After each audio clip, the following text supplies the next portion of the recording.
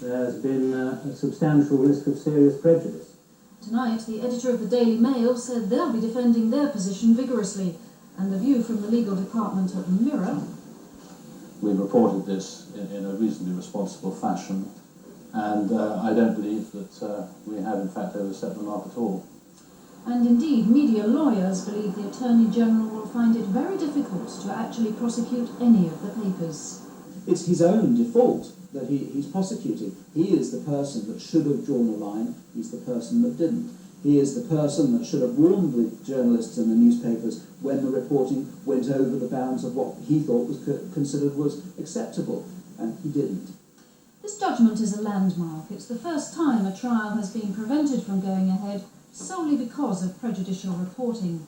Jeff Knight's solicitor said he's since been approached by some tabloids hoping to buy this latest story. Joan Thurkettle, News at 10, Harrow Crown Court. The Labour leader Tony Blair came through his toughest test yet today. He convinced his party's conference in Brighton that they should back his policy on education. But the decision to allow grant-maintained schools continued independence came under severe criticism. It was led by former Deputy Leader Roy Hattersley. He said it was extraordinary that his party should choose to prop up what he called the Tory government's great failure. Our political editor Michael Brunson reports from Brighton. Tony Blair knows that grant-maintained schools, despite their comparative rarity, are popular with some Labour voting parents. After all, he and Harriet Harman both have children at one, so the plan is to keep them but change them. I think the conference will be with us because people understand the important thing is to raise standards in all our schools. So, how will the grant-maintained schools be changed? At present, they are funded directly from Whitehall and get extra cash. Labour's new foundation schools won't, and the funds will come through their local authorities. Grant-maintained schools have fully independent governors. Foundation schools will have at least 2 from those authorities. And whereas GM schools can select pupils by exam or interview, that'll be banned at the new schools. But as the party leadership knows, all of that just doesn't wash with plenty of Labour supporters utterly dedicated to fully comprehensive education. One of them directly accused Tony Blair, who's the MP for Sellafield in County Durham, of playing games with names. We will not accept the idea of foundation schools. This is the Sellafield factor. If something stinks, change its name and hope they don't notice. In an equally forthright speech, Labour's former deputy leader said he didn't want a fight with the leadership. That clearly amazed David Plunkett, so too did what followed.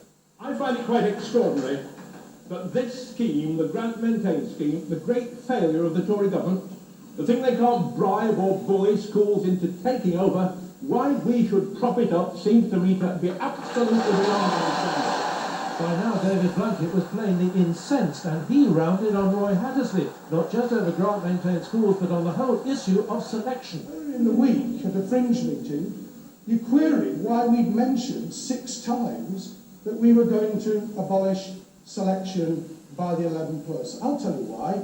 Because when you were deputy leader, in 1992, we didn't make that pledge in our manifesto. That's right. If I'm angry, it's because those who didn't come up with solutions shouldn't turn on those who have.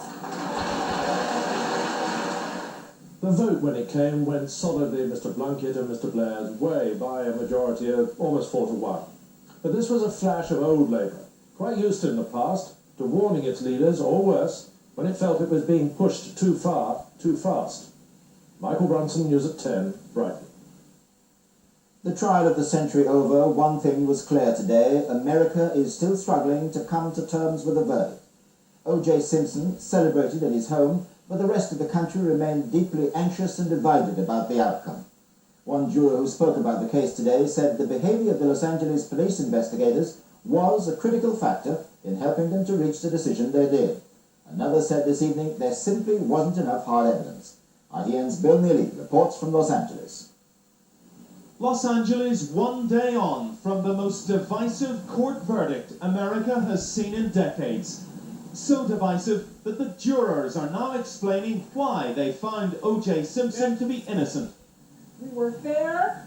It wasn't a matter of sympathy. It wasn't a matter of favoritism. It was a matter of evidence. Brenda Moran believes police detectives tampered with evidence, lied, and may have planted a bloody glove at Simpson's home.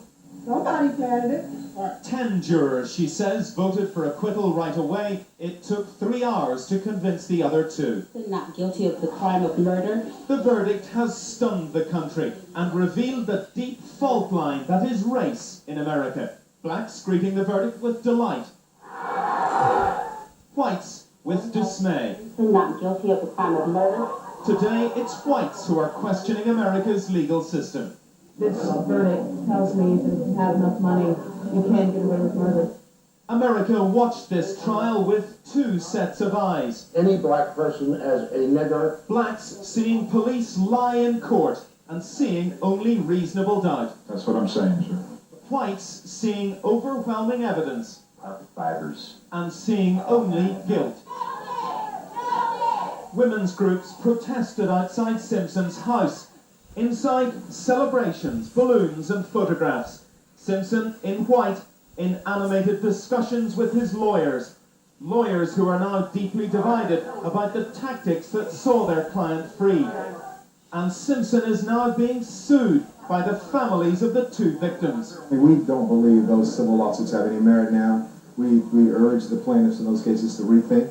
Hopefully they could, resolve those cases and, dismiss them at this point. Simpson has begun trying to regain custody of his 2 young children. They've been in the care of their grandparents, who are convinced Simpson is a murderer.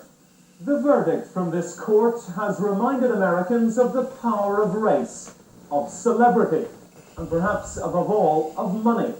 A rich American has bought justice. What really is the significance of O.J. Simpson, if one really looks at it, is what somebody with $10 million to put on a defense can do, as opposed to what somebody with $1,000 to put on a defense can do. Lawyers say many more defendants are now not settling but fighting cases like Simpson did. Judges are ordering cameras out of courts. Public skepticism of police forces across America is greater than ever. OJ's guilty! OJ's guilty! It's a trial that set Simpson free but unsettled the country. The courts, the police, the media are feeling the effects. The scab across America's racial wounds has been picked. And O.J. Simpson may find his new life in this America a little different. Bill Neely, News at 10, Los Angeles. And Bill Neely joins us now from Los Angeles. Bill, when are we going to hear from O.J. Simpson? Well, in fact, O.J. Simpson has spoken within the past 2 hours off camera, repeating his love for his ex-wife and saying, "I need more time to grieve."